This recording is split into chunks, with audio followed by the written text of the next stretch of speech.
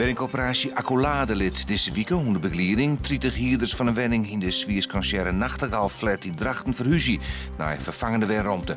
Meesten krijgen 1 dag de tijd om haar te samelen en haar verhuiswijn naar de nieuwe huurwoning te brengen. Wat er gebeurt met deals Instwat part van het gebouw is nog net bekend. Er is voor Cambuur supporters geen enkele kaart meer te krijgen voor de Frieske derby in Heerenveen op 21 januari.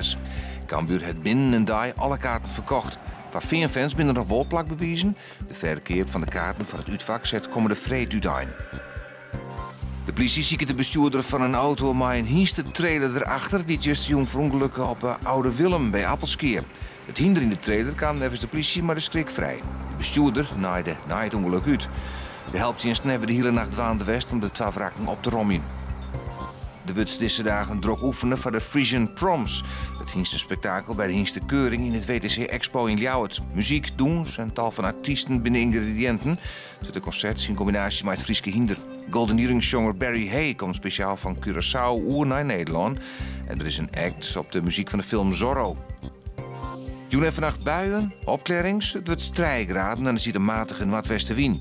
Morgen bewolking en ruimwetter, temperatuur 6 graden, maar lettermiddags wordt het kouder. De zuidwestenwind is morgen matig en vrij krachtig.